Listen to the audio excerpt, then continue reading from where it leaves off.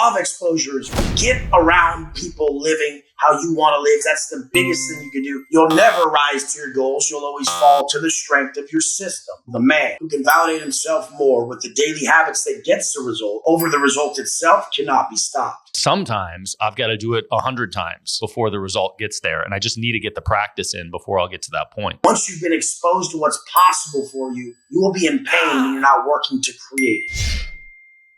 Wes Watson, I appreciate you hanging out, man. It's great to see you. We connected through a mutual friend, Todd Herman, and we connected because, I mean, more or less, your business has exploded in the last few years, and you ran into a payment problem, which we happen to be very good at fixing.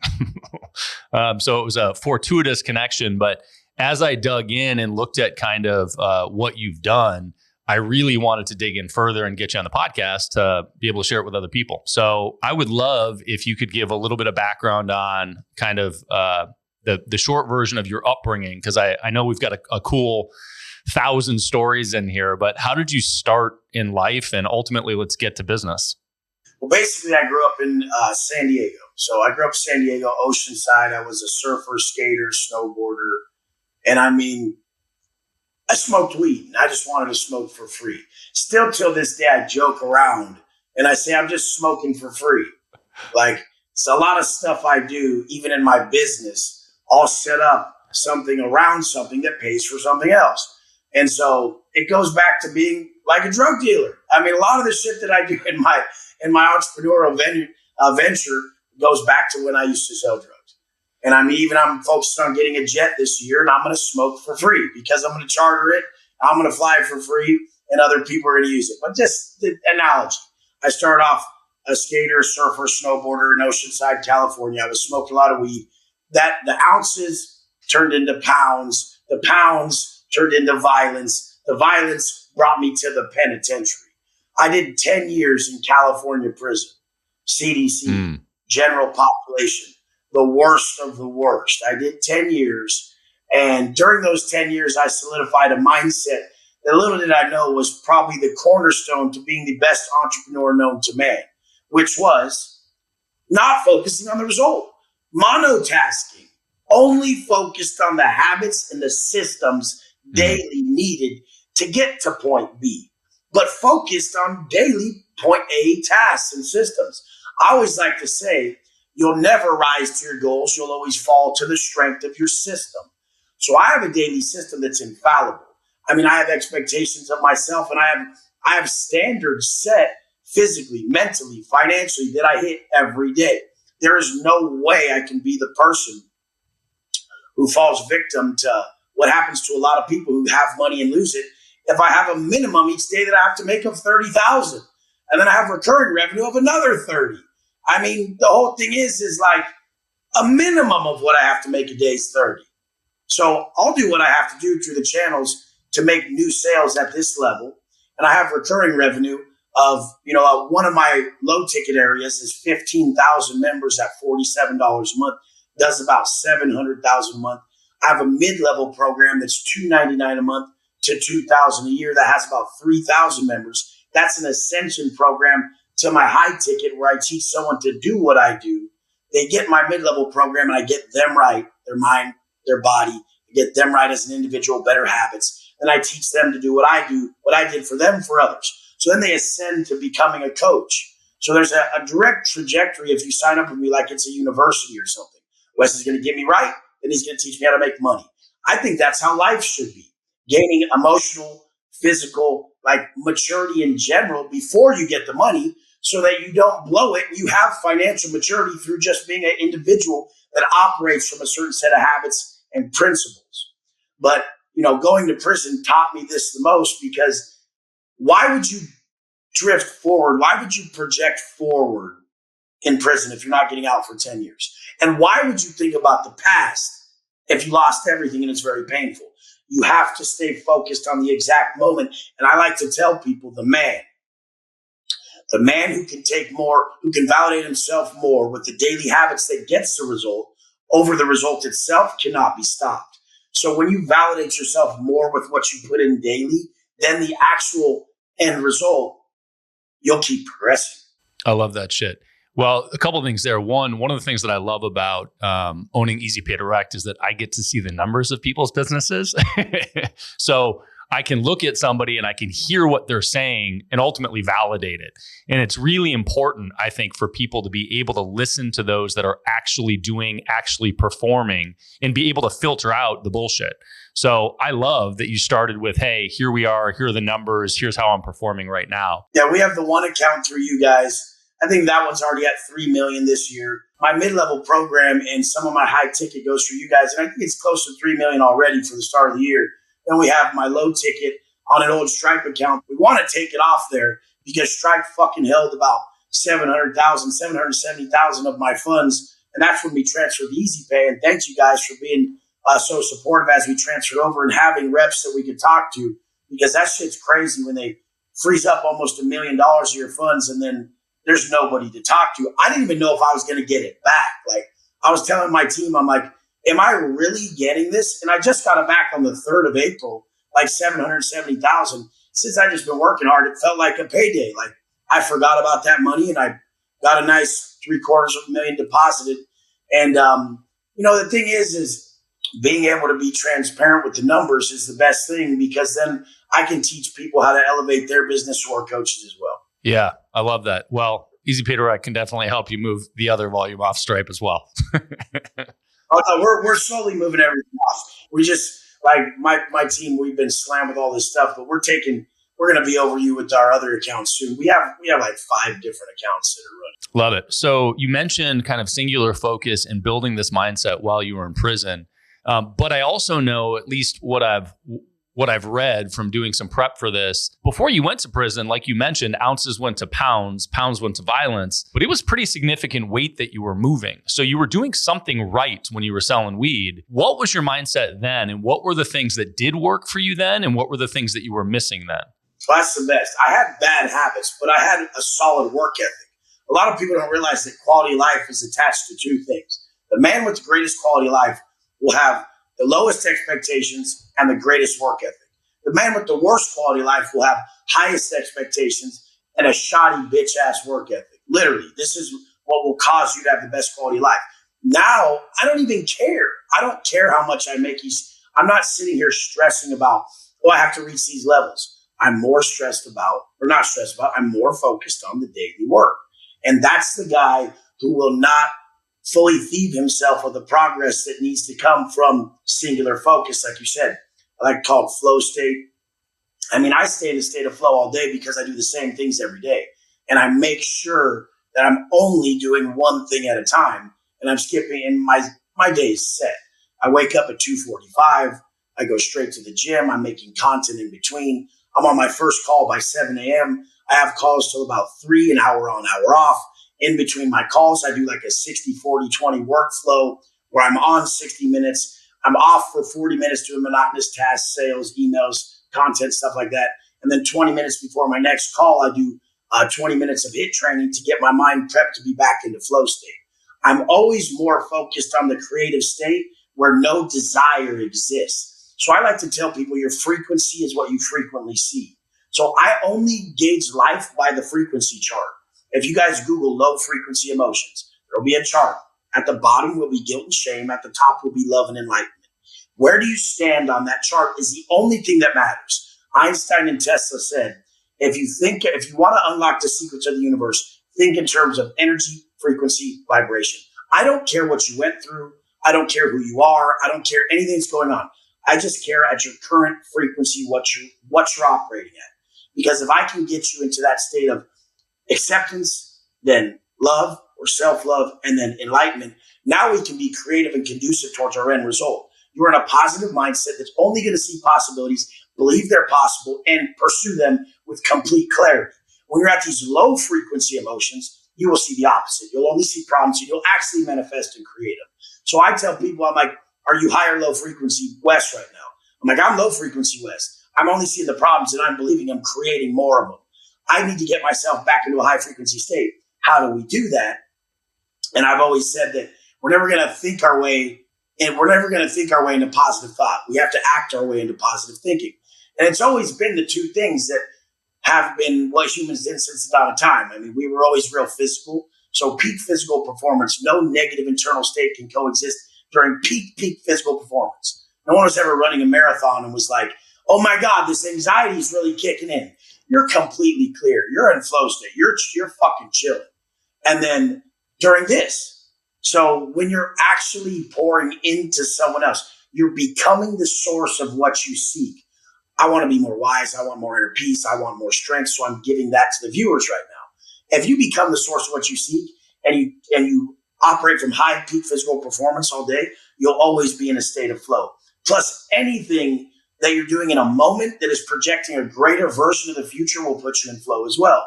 So I just stay in that state where no desire is taking place. Because if you look at the frequency chart, it's anger, desire, fear, guilt, shame. And then it's acceptance, love, gratitude, enlightenment. And we just need to stay in these higher frequency states, have a blueprint and a system, and then be consistent enough to apply it daily. So I love that.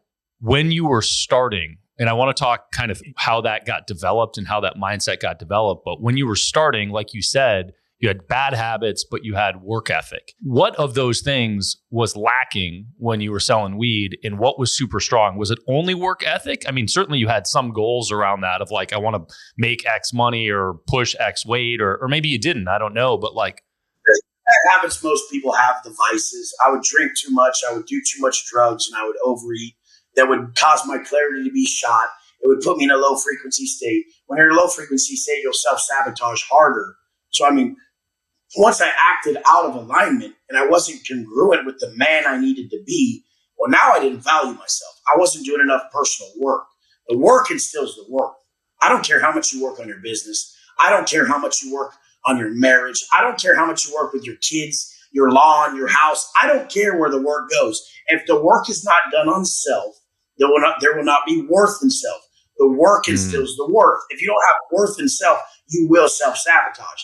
And they'll come in the forms of whatever you're weakest in. So if it's women, if it's alcohol, if it's overspending of money, you will break yourself down in that area if you stay in that low frequency place. So for me, it was drugs, alcohol, fast life. And imagine what I would have done if I was just completely focused. I went to bed early. I saved everything. Like nowadays, the only stuff I expense, I never spend $1 without believing money comes back into my brand from that dollar. Not $1. And since I document everything and everything's content, a private jet ride is money back. A Rolls Royce is money back. A Lamborghini is money back. I listen to the guy who flies on the jet and has all the cars. Some people make their content around, oh, it's not about material possessions. But I listen to that guy. Like my coach has to have a jet and a yacht, and he has to be killing it. He just has to. Or I have to know he has X amount of money and he has these habits. So, I mean, I've just created the man I admire, and I'm giving him to the world, which I've told everybody is our purpose. Create the individual that Brad admires and give him to the world. That's what we're supposed to do. So if you don't admire a man like that, then you don't need to. That's not what you're drawn to, because what we're drawn to is inseparably connected to our purpose. I was drawn to this big, tatted gangster motherfucker that I created in fucking prison. And I didn't know why I was drawn to that. But I was made to make this dude right here so that I could come out and work on my people, the people who need the most help. What are you going to not be flashy? What are you going to not show the harder sides of life? Then you're not going to work on the people that need help, the people that will shoot you for money. I'm saving you guys from those people. These people who will fucking rob your ass, that are fucking gangsters, are like, Wes showed us a better way. We don't have to sell drugs and rob and be crazy. We could get way fit. We could drop all the vices. We could be better people. We could make millions that way. I've turned some of the worst people into coaches for others. And who is the best coach?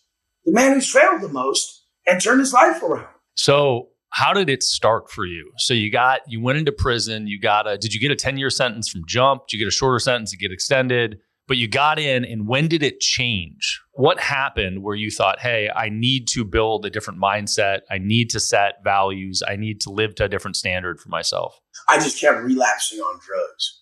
So like I'd be good for a while. I was clean for like 5 years, and I was just working out. I wasn't too dedicated.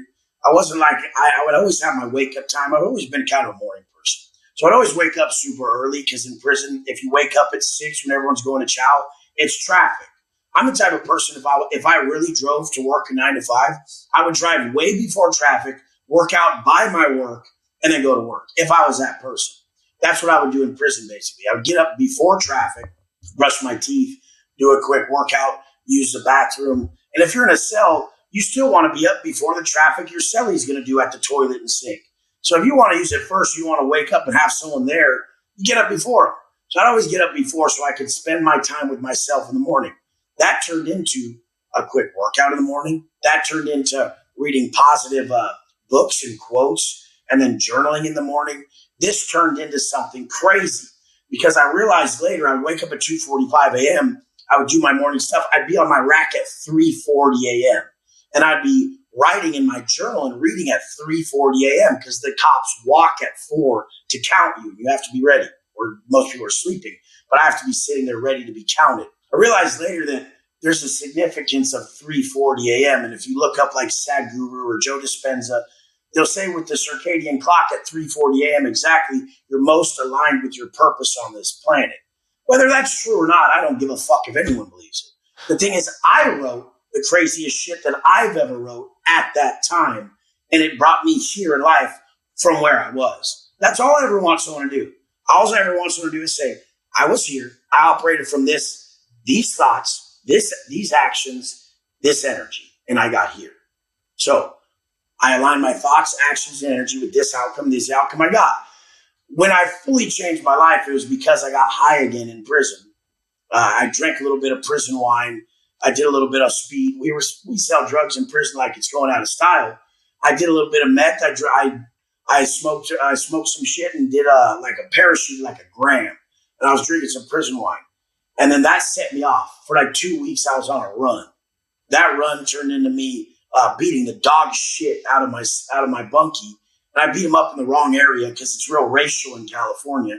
And so my people had to discipline me and whoop my ass. And then so once I got my ass whooped and I was coming down on drugs, like my nose was like fucked. It was like broken, still crooked. And I just sit there like some beat up bitch and everybody walked by me. In prison, when you get your ass beat, everyone's like, oh, you pussy. Like, I thought you were better than that. And it's just some shit. It's like real demeaning. It sucks. And then I just like, I'm never being weak again. And they're like, I could get my ass kicked, but I'm never being weak again. Weak with my choices. I'm not being weak for vices. I'm not being weak for anything. So I just chose strength. And what was strength in my book? Strength was restraint. Because caving to all the stuff that made me weak was my only problem. I'm physically strong, but I was weak with restraining myself. So now I saw the real success, quotation, like how to really become successful. And it was restraining yourself from everything that's keeping you from what you already are. That's beautiful, man. That's beautiful. And so that was 5 years into 10 years in prison? Yeah, I relapsed for 2 weeks, 5 years in, and I never fucked up again. This was 2014, early 2014. Got it. And so you got out in 19? I got out in the end of 17. Okay. Yeah. Tell me about that remaining 3 years. So when you were after the relapse and you made this decision, and I also really love how you defined the decision of strength and you defined what that meant to you, and that being restraint. And that lesson is so powerful for so many people, but specifically, well, it's for so many people for so many reasons, but for high-level entrepreneurs that think they're doing well, that think they're successful, and by lots of other people's criteria they might not be for themselves. And what's limiting is they can say, yes, I'm successful, but when you change the definition of what that means, and in your case, it was expressing restraint, it changes the outcome that you're capable of achieving, right? And I love that. How did that path unfold in prison from that point forward? From that point on, I came across a few books. Like the first one that landed on my lap was Stephen Covey, 7 Habits, Highly Effective People. And I just was like, oh man, this is me. Like, he's talking to me. Like, this is who I need to be. And I'm like, I'm never missing again. And I was always real disciplined with the wake up time. I've been waking up at that time since when I went to prison because I couldn't sleep. I was like, was fucking distraught. So I would just be up at 2:45. I made that my wake up time so I could get all my stuff done. But I really never missed a workout or anything like that. But this is when I got really tight on my diet. This is when I got really tight on my daily process and my schedule. And this is when I started to lean into books and quotes when my mind started to slip. So I would always have like a book there, just putting it in my face to realign my mindset with these gems, with these quotes, with these mindset hacks, these fail safes. And I would just memorize them and live by them. I wouldn't just read books in prison. I would rewrite them in my own words. So hence I became like a copywriter of sort, to where people were like, how are you so good at writing on your Instagram? Look how all this went through. Like I went into prison. I said, fuck it. I don't care. I have the chance to write the greatest story ever told, and I'm going to fucking write it right now. And I said, I'm going to be the best at this prison shit. I don't care if I like it or not. I'm going to be the fucking best at it. That's part of it. Everyone thinks they have to love what they do. You have to just really put your name on everything you do and love that your name's on it and do it at the highest fucking level. And that's what I did. So I created this individual that was so physically imposing. And then all of a sudden the self-help books just started landing on my lap and they were resonating with me so well. And I had the crazy idea of, I don't want this book to end and I like it. And I don't really speak the way this guy is speaking. So I'm going to rewrite each page. So every day I would read a page and I'd read a paragraph and rewrite it in my own words, read another one, rewrite it. It would take me 10 months to read one of these books that people would read in 10 days and be like, yes, champion, I read that. I would rewrite every book. And I only basically did that with 5 books. It was Stephen Covey, 7 Habits of Highly Effective People. It was Outwitting the Devil, Napoleon Hill. It was Meditations by Aurelius. It was Art of Living by Epictetus. And it was 177 Mental Toughness Secrets of the World Class by Siebel. This is a gem. Get that book. Like, that guy's crazy. Nobody knows about that book either. It gave me the chills right when I thought about it. But I would rewrite these books, and then now look at, I'm being perfectly conditioned to be where I'm at right now, Brad. Perfectly conditioned. The body being built on those bars in that prison, and the look for the avatars that need me out here. If you can't see how divine this all was, then you're lost as a motherfucker. And I would always attach my result to a deeper core belief. And my core belief was, if a man is right, his world will be right. And so I quit being wrong. It was easy. I was so bad, Brad. I was so bad that all I had to do was do the opposite of what I was. That's all I had to do. Everybody's like riding that thin line. So it's hard for them. They're like, well, what do I need to change? I'm really like not that bad. I was the worst. So I just had to be the opposite of what I was. And I was good. But that goes along with Dispenza. And Dispenza says habitual construction on the other side of your weakness. Everyone out here doesn't realize that their weakness is not being assertive enough. They are not assertive enough. They don't attack shit. They're not intense enough. They've been manipulated by society to be softer, and oh no, being vulnerable and soft, it's such a strength. Not if that's the way you are. If you are vulnerable and soft, you can't magnify that, bitch. You have to be a killer then. You can't just be, hey, they said that being vulnerable and soft is awesome. That's how I am. Yay, I'm perfect. No, you need both, motherfucker. You need the polarity of both sides. And since I was already a killer, I just had to be that other side that society and these books were telling me to be, to become whole. And it worked very fucking well. Now I hold the exact title of what a great leader should be, which is disciplined and dangerous. Because too much kindness will breed a lack of accountability. And that's why I can orchestrate thousands of people to do what I need them to do, which is to drop the hardest shit that they've never been able to drop, because they respect me. And they only respect me because I respect me and I respect them. And I get on my Instagram and I say, listen, you guys, I'll never fail you. And I never have. I have never missed a post, never missed an upload, never missed anything. I've never missed a wake up, never missed a workout. Since I got out, I've documented everything. And I even documented everything in prison on a cell phone. And I proved it over time. When I got out of prison, in prison, all my posts were in black and white for years. Then when I got out, boom, color pick. And I said, watch what I can do.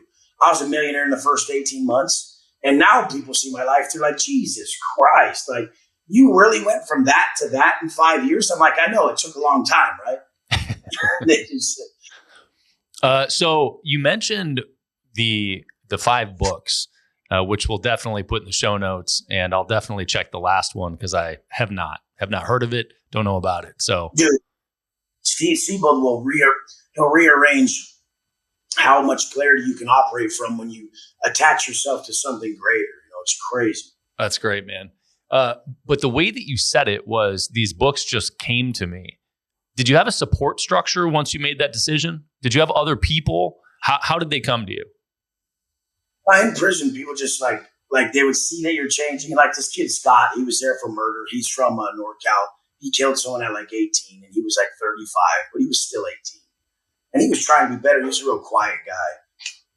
He just saw what I was doing and he just handed me the book. And then the Steve Siebold book, that came from like an other, which is like a Samoan guy, an Asian or a Samoan. They're called others in prison. That's like their group or their gang. Yeah, it's crazy. They had to check the box other, and that's why they're others. But he came and just said, hey, this book fits you more. Every book I ever got, someone handed to me. Still till this day, I will not read. Like, I won't read anything. Like, stuff has to land in my lap. That means it was meant for me. And people are like, you don't read anymore. That's like a game changer. I'm like, I don't want to plagiarize. If I don't know that I created that, and I don't say I created it, if I don't know that I tapped into like infinite intelligence and downloaded this, then I feel like a fraud. I don't like it. So I really won't read anything. I'll try to stay away from everyone else's content. I'll just do my shit. But yeah, the books came to me. I'm glad you got that part because a lot of people, they don't understand that. They go seeking knowledge. And what are they doing when they're always seeking and seeking and seeking? That's horrible. They're saying, I am not. What if you knew you already were and humans were perfect? And we were so instinctual and we were so elevated and so conscious, but everything of society was what was holding us down. And then you got a process like Wes Watson, and you got up and the intention of your wake up, the intention of your workout, the intention of everything was a removal process, removing everything from keeping you from being that conscious being you already are. So everyone wakes up in the morning, they think they're finding something by doing an ice bath and all this shit. I'm like, no, that's a removal process of all my lesser negative, low frequency traits and emotions. So I remove all that. And by knowing it's a removal process, not a seeking or searching, then I'm saying we've always been. So it's a complete different rephrasing and definition. And you're already perfect. We just have to remove all the shit that you've learned and you'll continue to learn throughout each day. And that'll become a part of you through habitual construction that keeps you in those limiting beliefs. And so what you did in prison was focus on yourself. And ultimately, by focusing on yourself and getting better as yourself, other people saw that and it attracted these people to you to contribute in that way. You have the best question. You lead up so well. I'm just saying, because look at this. Like by you saying that, it goes right into the best shit ever. Self-actualization. Self-actualization is what most people are in the phase of. And that's okay. That's okay. Maslow's law says that that's needed. It's a selfish, needed phase of self-actualization. But then when do you transcend? And can you actually become actualized if you're yet to transcend self? That's the top of the pyramid. Maslow's law of growth needs is self-transcendence. Now, I only live for others. That's it. Everything I do is so everyone else can realize what they're capable of. I don't think about me, so I'm free. You're only constrained when you have that self-absorbed self-talk. So am I okay? Am I going to be right? Am I ever going to make it? All that bullshit. But self-actualization is needed. If you guys are in that phase, it's okay. You're going to need someone who has transcended self to get you to become the teacher. And when you become the teacher, you'll be free. And that's where I'm at. I don't give a fuck about me. Fuck Wes Watson. I don't give a shit. Like, all I have to do is get up every day and be the alchemist needed in this world. And an alchemist in today's society is someone who turns the world into words and can create systems and blueprints and methods of operation that can change lives. So let's talk about that for a minute, because the tactical, both from sort of strategic operations to granular operations, are relevant. And I think when you talk about people seeking or not knowing what to do or say, that's part of it.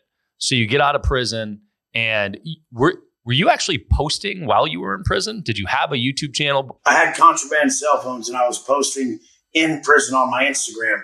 And that actually became, I don't even know if I have one right here, actually became the cover of my book. It's out there. But one of the pictures I took in prison became the cover of my best-selling book, Non-Negotiable by Wes Watson. The cops, when I was about to leave, they said, take down your Instagram. I was like 180 days from the house. Take down your Instagram or we're going to hold you longer. You're not going to go home. And I'm like, I am home. Fuck you talking about? What, do you follow me? I had like 12,000 followers in prison. And the guy's like, maybe I do. I said, well, quit making fake profiles, being some stalker, and just follow me. If you got some questions, I'll answer them. You know, it's like the whole thing was I was already doing testimonials, like side-by-side comparisons and transformation pics in prison of inmates I was working. Crazy. So did you have the plan to create the business that you have created while you were in prison? That was the whole game plan. Hey, I'm going to tee all this up, and as soon as I get out, I'm going to crush it. Well, that's Maslow's law of growth needs. Self-actualization, self-transcendence. It's the quote that I wrote on my rack a long time ago. Create the man you need, give him to the world. So I found out all this shit that worked for me, from being a piece of shit to who I was, just feeling great every day, even though I was in prison, and just killing it in every way. I had to teach it to the world. I don't get how you motherfuckers, and I'm not saying you, I'm saying Pete, because this podcast is proof of self-transcendence. Brad said, I have to fucking teach people. I have to get it out there. I don't get how people hold it in. When shit works for you, how the fuck do you hold it in? How are you not like pulling people over on the street? Hey, if you change that chicken to this chicken and you do this and this, your whole life will change. Or if you're like this is one thing I do. So I'll have coaching calls all day. And between my coaching calls, I'll go drive somewhere and I'll sit. And I have some crazy ass cars, you know. So I sit and some guy comes up and he's like, is that your car? And I'm like, yeah. Well, what do you do? And I'm like, well, it's mainly what I don't do that got me that car. But I mean, I do this. If you ask what I do this. And he goes, what do you mean? I said, I do this, what we're doing. He's like, what are we doing? I'm like, I'm about to tell you what you need. And he's like, what do you mean? I'm like, I was waiting for you. And he's like, what are you talking about? I'm like, well, what do you do right now? And then the guy goes like this. The guy's like, well, I lost a bunch of weight and I started making YouTube videos and I quit smoking. Well, maybe I'm the top person at what you're saying you want to do right now, which is make YouTube videos, attach links, have your offers, save people's lives, make massive income and massive impact. Maybe I'm the top person at exactly what you need. Maybe that's what I do. And he's like, is that what you do? I said, of course that's what I do. That's why I'm sitting here. Like I was pulled right here and you were going to walk by and you were going to look at that car and then you were going to say something about it. That's what happens every time I go out between my calls. So I go coach on the street and the guy's like, this is crazy. He's like, speaking to God, looking above, like, no way. And I'm like, look at this, how it works. Put up this video. There's this link right here. This link goes to this. This link goes to a CRM. The CRM comes through here. Look, I sent them the Easy Pay link right here to the CRM. I don't even have a sales process. I just text over the Easy Pay link. They pay. It goes to my account. Look. Oh, look, there's a lead come through right now. Let's sell them. Ding, ding, ding, ding. What's your problem? I have to work on my mindset. Okay, I got you, bro. And I give them my offers. Okay, I'll take the $7,500 for 3 months. Perfect. Send him a link. It closes. I'm like, bro, I just made $7,500. He's like, yeah, right. I'm like, yeah, right. And he's just like, holy shit. And that's what I do. I really just am a product of what I've learned 24/7.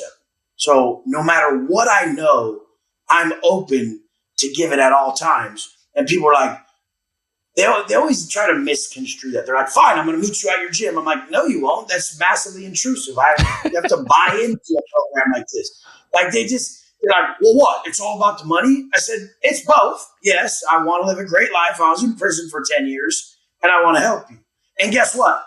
All you motherfuckers who want like some guy like me to coach you for free because he already has money and you need help, you won't be able to do it. If you're trying to be a fucking coach for others and you don't even have $7,500, is that the coach you want? Hey, that's my coach over there. He's broke as shit. That's my life coach. No, I have millions. I can spend 750,000 so many times over to blow your fucking mind. That's the coach I want. That's the coach he wants. And he doesn't realize that he's not even responsible enough to do with the knowledge I'm going to give him what's needed to be done yet. So he has to start on a lower program at like $10 a day, and I make him a better person. Then he'll be ready. Or else he'll just waste his money, my time, and his. I mean, there's also a investment consideration where if you haven't, put yourself on the line in some way, a lot of people have a hard time committing. And, you talk about... my weakness is in relationships. I had to do that in my relationship. I was slipping. I was being a dick. I wanted to kick out on my new girlfriend. She was going through some stuff, and it was just taking too damn long. I'm like, how long do you have to be healing? I'm healing, babe. I'm going through it. I'm like, God damn, we're going to heal forever. Like, we have a great life. We have a mega mansion in San Diego. We have a condo. We have every car. We have money. Like, let's enjoy life. You don't have to heal forever. Jesus. I wanted to ride it out with her because I'm a healer. And I know that she was going through some stuff, and I've been through stuff. So I wrote her a $50,000 check just to commit more to our relationship. And I'm like, here, I have to give you this so that I don't leave. Because I don't have enough skin in the game in our relationship right now. And it still didn't work because it wasn't enough money. But I'm still in the relationship. But yes, we need skin in the fucking game. And I do that at a way higher level than I ask my clients to. I mean, I invest in shit that's so crazy that it's like my mastermind. I had this big idea, and I'm like, I'm going to get this huge mansion, and everyone's been asking me, they want to meet me in person. Well, I'm going to give them the chance to come down for a weekend and pitch their product or service, because that's what worked best for me. A podcast like this, or being on Andy Frisella's or Brad Lee's and stuff like that, made me the most money in my business. The podcast viewers are the best viewers for conversion to any coaching sort of service or programs. So I'm like, you guys can be on my YouTube channel. We can pitch your service. It costs X amount. But for me to even give them that opportunity, the risk I had to take is crazy compared to the risk they have to take, and they still don't really see it. Do you think it's possible for people to accelerate if they don't have skin in the game? No, never. I mean, I get too comfortable. I have too much in my account right now. I have to spend it on something. I have to dump it.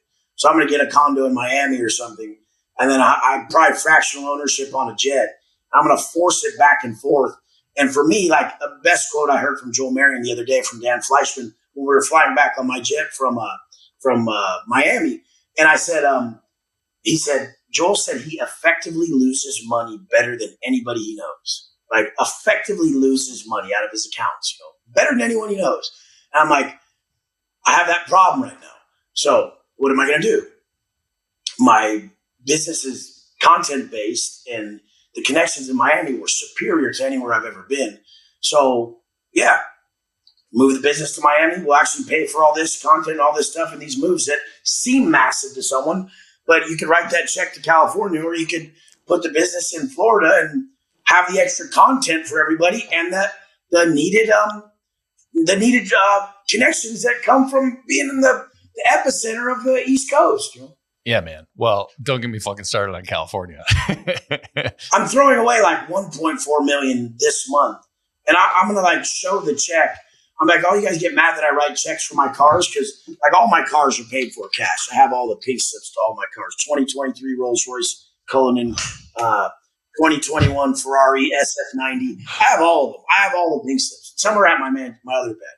But the thing is that I'm going to show writing that check.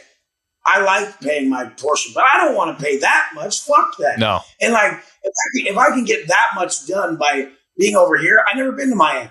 I've been in prison. I'm institutionalized as fuck, Brad. I'm just doing my workout. I'm just doing my thing. I just stay in my lane.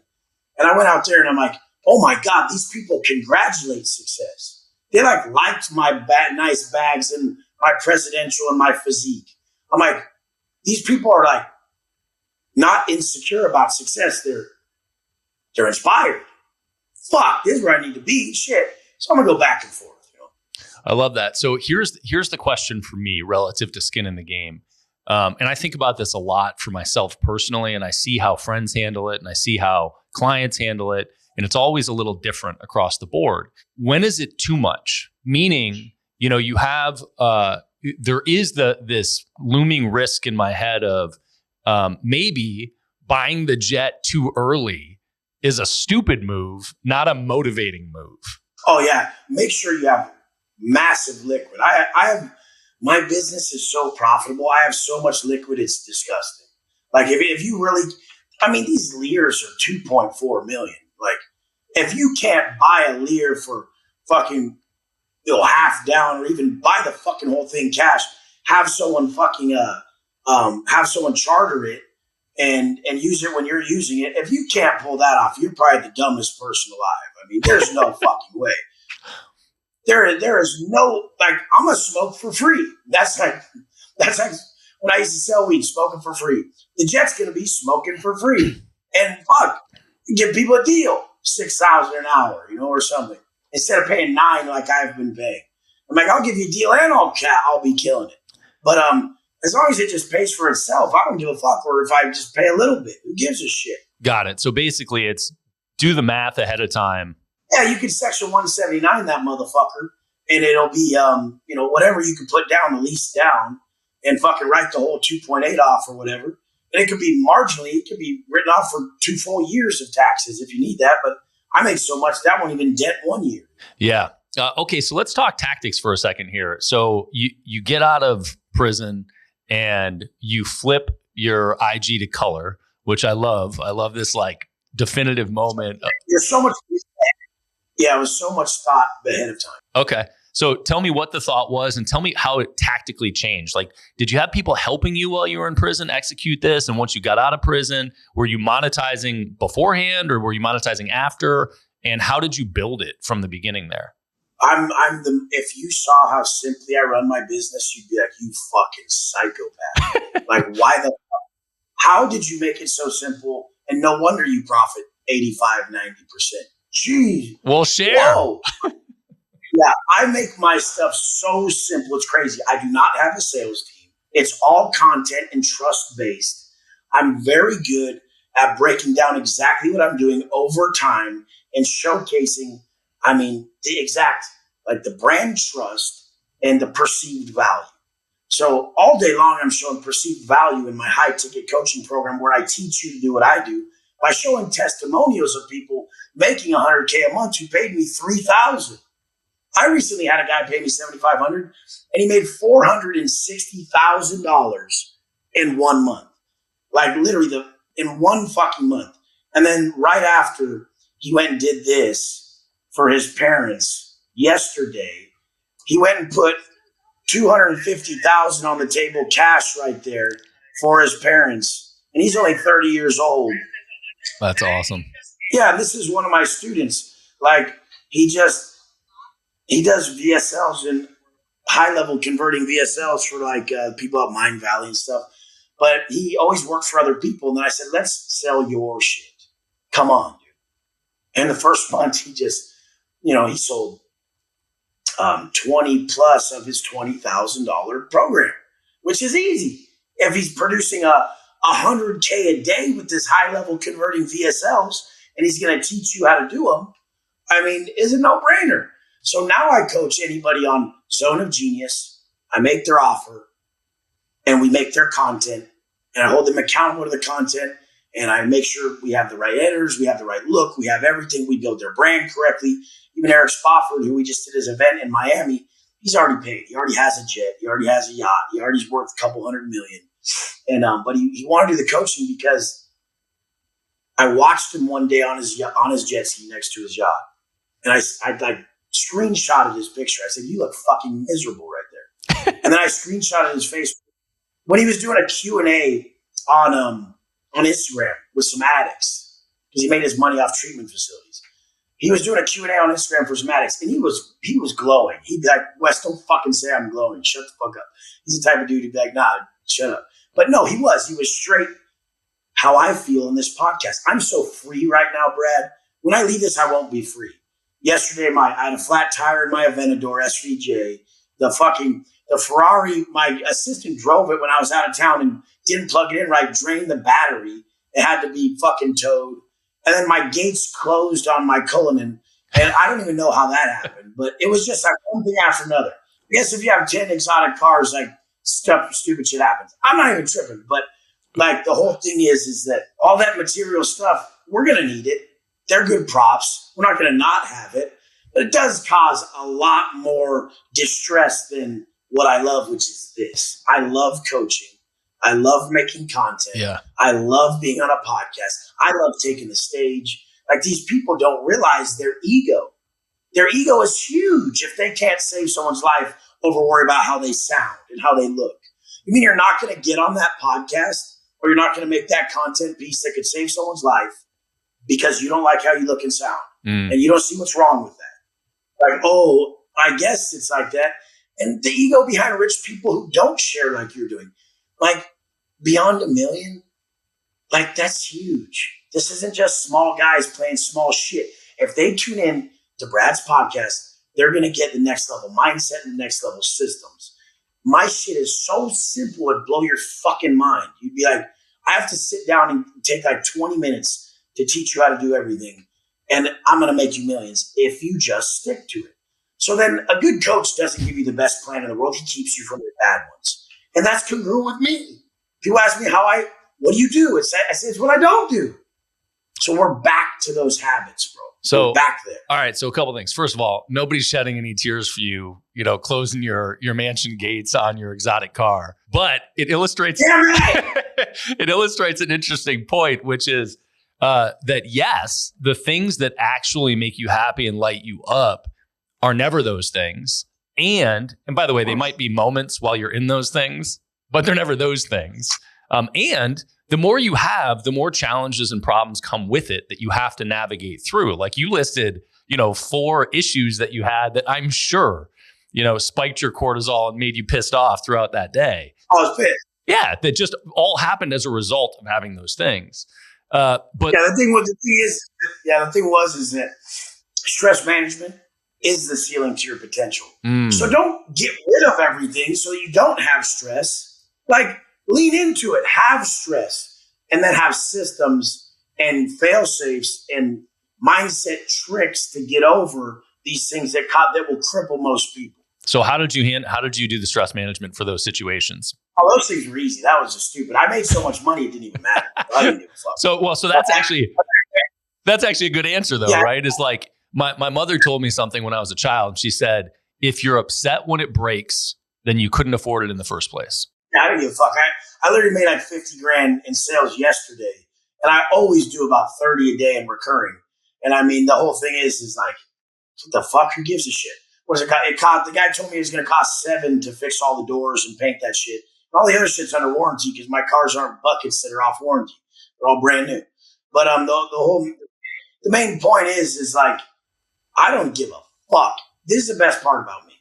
I already died a long time ago. I'm done. This is all a plus. I don't care. I was in my kitchen the other day and my whole staff, my mansion's huge. I have a whole staff. Like it's 20,000 square foot main house. And I have like 8 other fucking spots on the property of 9 acres in Rancho Santa Fe, right near the beach. I mean, and it's like the whole thing, we're literally like a mile from the 5, and on the other side of 5 is the beach, like 2 miles from the ocean, mega property. But all my people were making up my brunch. I have like a Sunday brunch with friends and stuff every Sunday. It's like a mastermind meeting, everyone who wants to elevate. And they said, because I traded in one of my old Ferraris and McLarens for some other shit I got, and they're like, do you lose money when you give those cars? You must have lost a lot of money. I said, the fuck are you talking about? They're like, did you lose a lot of money? I said, no, there's no losses here. Like this year, I'm way ahead from last year. Why is everyone looking at the timeline so small? I never do that. I'm like, this year, are we better than last year? Don't do that. There's going to be complete years of just brand building where you don't even profit. This all goes back into the motherfucker. I mean, people need to be realistic with that small scope and that small vision and really have long view on everything they do, because the long view and the long-term commitment will produce the greatest results. Man, that's a fucking great lesson. Don't get caught up in the individual transaction. Look at the longer timeline. The day, I mean, even like a mastermind where you meet people, you measure the ROI of a mastermind in 5 years, 10 years. Like I met this guy back then and now he's doing this. Holy shit, I could call him. That's why people don't get about masterminds. Like, you know how many huge people I met years ago when I started that end up like maybe needing my service later. I got paid the other day off of, some of the top coaches are on my program. I mean, from like Dan Martel to Trevor Bachmeyer. I mean, top people. And they're like, how are you doing it so simple? I'm like, watch this, because they have a business mind. I'm like a personal brand. They're a business. I'm a personal brand.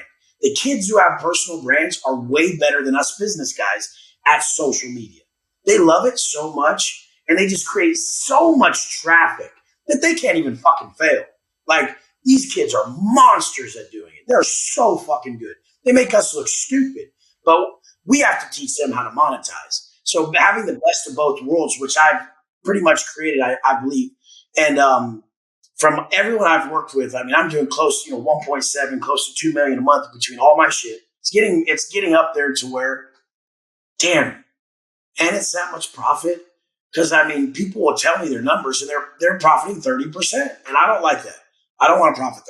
Fuck that. Well, that's an interesting idea, because Martel, speaking of Martel, he has been on the show and he's a buddy. His mentality is that if your margin is larger than 30%, and I think he says like 20 or 30, then you're not investing in the business enough and you're not reaching as many people as you could be reaching if you did invest in the business more. That's what one of my coaches, Rich Sheffrin, used to say.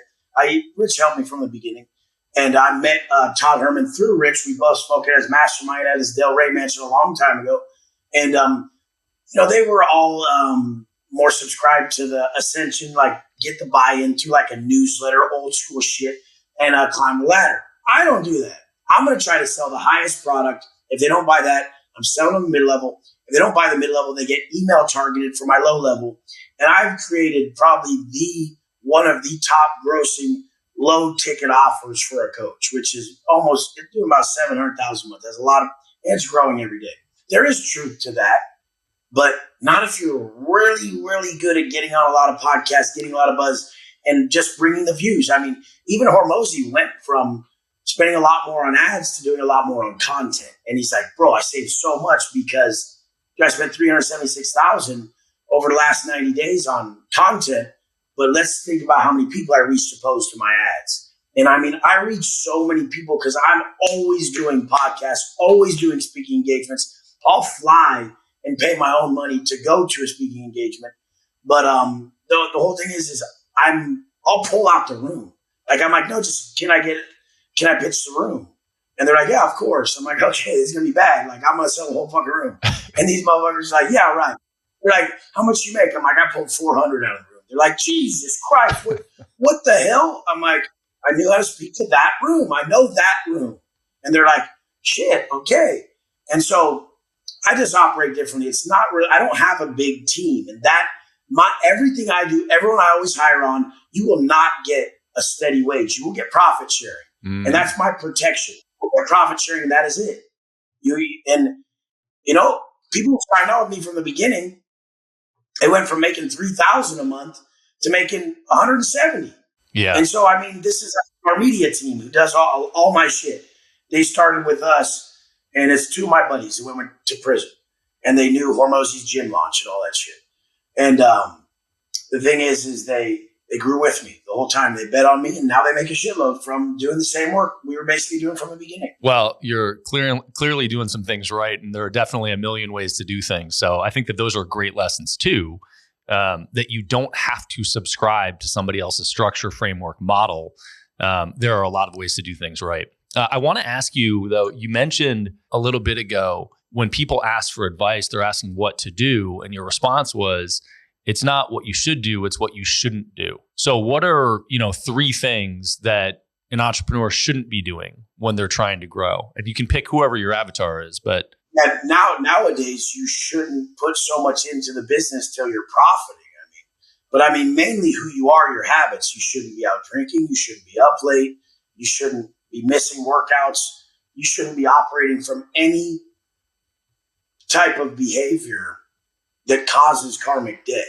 So, these guys are like thinking they're winning and they're cheating on their wives or something, or their girlfriends. There's no way you're operating at 100% clarity during your business day if every time your phone rings, you think she found out.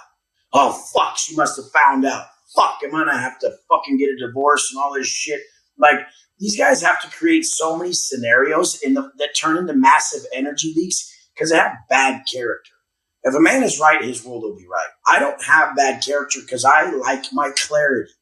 And once I get people to get rid of the habits that cause them to have a lack of clarity through karmic debt, I mean, people suffer from karmic debt even when they just don't jump on stuff they should. And that's karmic debt. They're losing the moment. The definition of karmic debt for the viewers. We're punished by the universe for our negative acts. And how does the universe punish us for our negative acts? We get punished with time. But if there's still 24 hours in the day, how are we punished with time?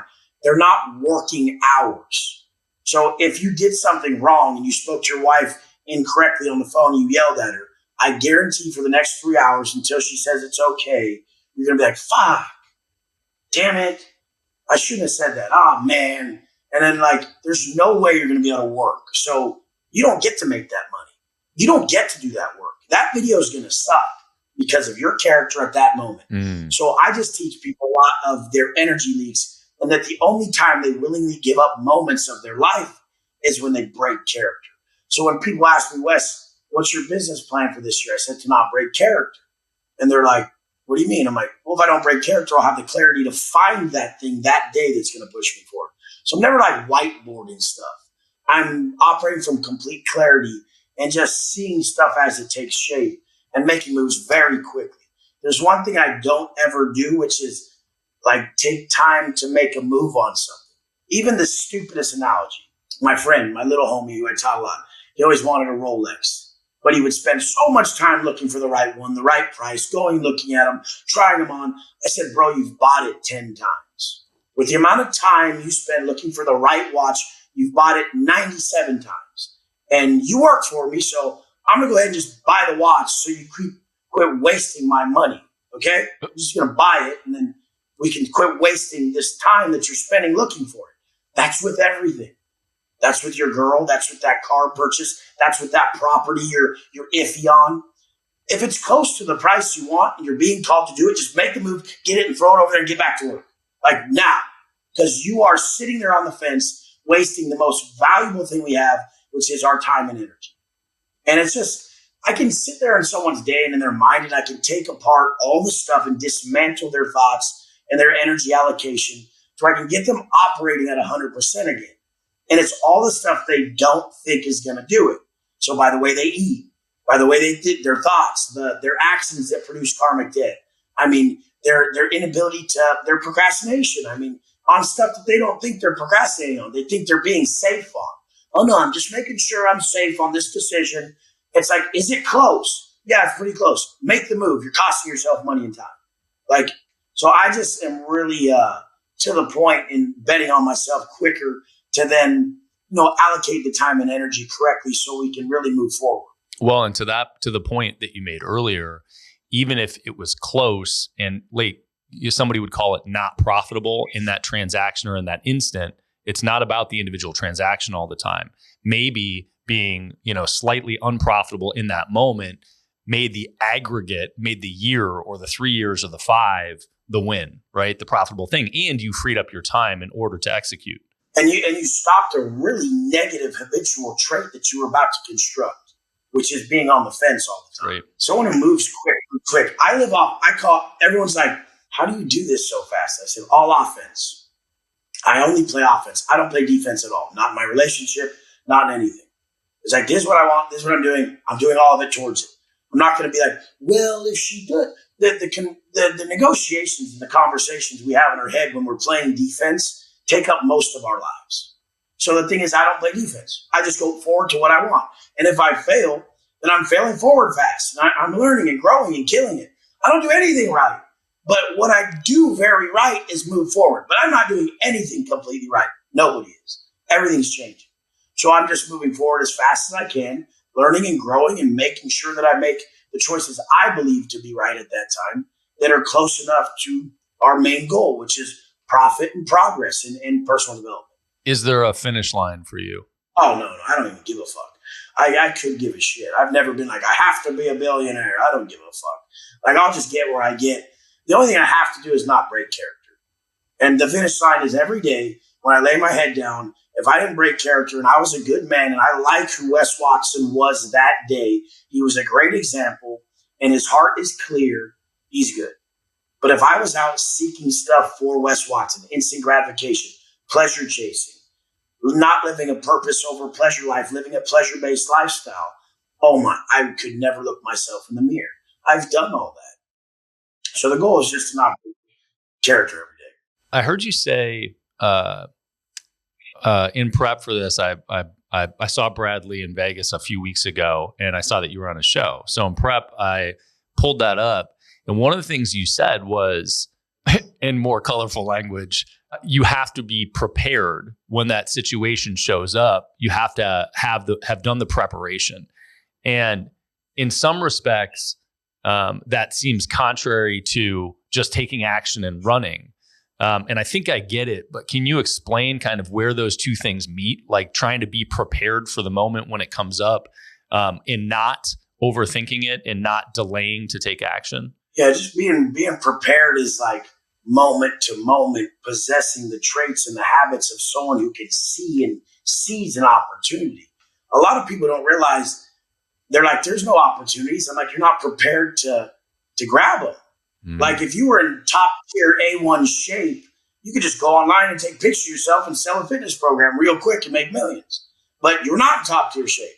And that was your choice. You're not prepared. I mean, if your dream girl walked up and you were prepared enough with the confidence of who you are and your ability to go talk to her correctly, you could get her. I can get anything I want because I'm prepared to grab it. I'm prepared to get it. And I mean, I'm always preparing more for maybe life events that could derail you by having a process that strengthens me each day. But mainly it's moment to moment, preparing with living at the correct frequency, the correct mindset, that PMA, the correct mindset at a high enough frequency to where I can actually see. Because in all reality, the world is not as it is, the world is as you are. So if you are in a great place, you see opportunity all around you, and you can create an opportunity out of anything, as I did in prison. I'm like, I need a phone. They're like, there's no phones right now. I'm like, okay. My buddy worked in maintenance. I'm like, okay, you do the shipping in here of parts that come from other places. Okay, you're going to reroute that part to your house. And at your house, your brother's going to stuff that part, open it up and stuff it with cell phones and a bunch of stuff. And then when it comes here, you're going to make sure you open it. And you get to it before the people at the facility. And he gets to it. The package comes to his brother. He stuffs it. And he calls the place like, I don't even know what this is. Why did this come to my house? They're like, oh, sorry. And then they don't tell the facility it stopped at this address. And it goes to the prison. And now it's filled with cell phones and tobacco and drugs and everything. And then my buddy grabs the phones out and everything. I have 30 phones. And I just made $1,500 per phone. And I get my 2 or 3 phones and I cycle them around the block. And everyone's paying me $50 per hour. You get 1 hour a day for the month for $50. So 2 of the phones are being rented out, making me a bunch of green dot numbers that make me a bunch of money. I'm on my phone building my Instagram. I made a bunch of money by selling the other phones. And it was all because I needed to seize this opportunity of posting on my Instagram so that when I got out, I was able to kill it again and live the life I want. I'm 9 million steps ahead of most people on what I want because, I mean, people are so stupid. They're like, I just need what I need. And I say, fuck that. Like, if you're just going to live in needs, I don't want a part of that. And people are like, why do you need so many cars? I'm like, it's not about what you need. I've made it to wants.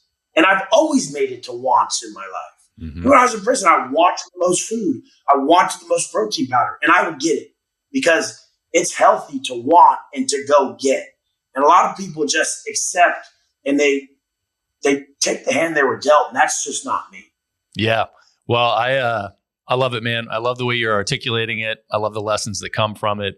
I think there's a lot both for people starting out in their entrepreneurial journey and people that are way down the path. I know you've got solid presence on a lot of social platforms. Where do you want to point people? Where should people find out more about you? Instagram, Watson_fit. That's my Instagram. And don't go buy crypto from one of the fakes. I got the blue check mark. Finally, I had to fucking buy it. Yeah, I'm famous. I bought it. I'm famous. It's only $15. I'm glad they did that, though, because I'm someone who really needed it because these fake pages were trying really hard to scam my followers. So I'm very glad Instagram did that. A lot of people are mad about it. Like, oh, these guys are trying to be famous. I'm like, or they're running a business and they're like, Instagram wasn't verifying them. And this helps them. So I really applaud that. And I'm glad they did that for $15. Don't tell Mark I would have paid $1,500 a month. He shortchanged the shit out of himself. I mean, Jesus. But so Watson_fit on Instagram, and then a GP Penitentiary Life with Wes Watson on YouTube. Also, Google Wes Watson on YouTube and look at the interviews I have with all the top people. I always beat everybody. If I'm on your YouTube channel, you should pay me to be on your YouTube channel or get me on it. I beat everyone's views. Last I was on Flex Lewis's, and I'm like, I only have to beat Hormozy. That's all I care about, is that I get more views than Hormozy. And they're like, why? Why more than Hormozy? I'm like, because I love him and he gets good shit. And if I beat him, it's very validating on an unbiased platform. Like, this is this bodybuilder's platform. Hormozy's on there, Wes is on there. Wes beats him. Yes, validating. And then I go on Dan Fleischman's Money Mondays, and I beat Dan Bilzerian. Yes, validating. Like, you guys need to win and be validated by your wins. It is a competition. Be in a competition. The competition of making massive money and doing dope Twitter posts. Hormozy beat me at it. Dude, and the dude's jacked. Love that guy. He is a brand. He's awesome. And when he made this switch to doing more content, I'm like, yes, because I need content. I love when I stumble across something. That guy has, like, not even tried and orchestrated and gave me a lot of stuff. And that's what I do to people. So I love that. I love that we're doing this. I love content that gets put out. But I'm okay. So GP Penitentiary Life with Wes Watson on YouTube. Go to weswatson.com to sign up for coaching. I can help you build your brand and make millions, which we will if you just shut the fuck up and listen to me and forget everything you fucking know when you come on. And then the next one is I do mindset coaching for top level people. I have a mid-level program to get your life right. This is on weswatson.com. If you go to my link on weswatson.com and you fill it out, you will get a text from me. Don't ask me if it's a fucking bot, because I will fucking kill you. I will fucking be like, shit, this is me. Because I really answer all the messages. In a world full of people who do not answer messages, I really fucking answer them. And I take a lot of pride in answering them because I want to connect with people. I need people, and I need my program as much as they need it and as much as I sell it. And that's one of the things I like to say. Like, do you use your stuff? Do you even need what you sell? Like, I need what I sell. It's amazing. It's like, are you the man you always needed? Are you the client that you wanted? Are you the client you want? Are you the man you always need? So many things that are so valuable. And then also my book on Amazon, weswatson.com, Non-Negotiable by Wes Watson, 10 years incarcerated, building the unbreakable mindset. So you can pick that up. But Brad, it's been a pleasure. Actually, Todd Herman, we were supposed to be on a call during this. And I didn't even message him before because I was so rushed this morning. He texted me. He's like, hey, what are you doing? I'm like, oh, I'm on a podcast with Brad. I love it. I love it, man. That's awesome. Well, Wes, it's been great, man. I appreciate you carving out some time. Whenever you're in San Diego, I owe you a steak. Let me know, bro. I'm in. I'm taking you up on that. Don't say shit to me if you don't want me to follow through. Oh, dude, I'm bored. I only fuck with people. I'm only fuck with the people who are doing big things, talk big, think big, and make moves. I don't have time to just talk shit. I really like being around just the elevated presence. Law of exposure is real. Once exposed, you can't be unexposed. Get around people living how you want to live, you guys. That's the biggest thing you can do. Get in the room. I know it's cliche, but once you've been exposed to what's possible for you, you will be in pain when you're not working to create it. It's huge. Let's fucking rock, man. Keep moving, man. Keep doing your thing. Awesome, bro. You have a great day. Thank you. You too, man. Love it.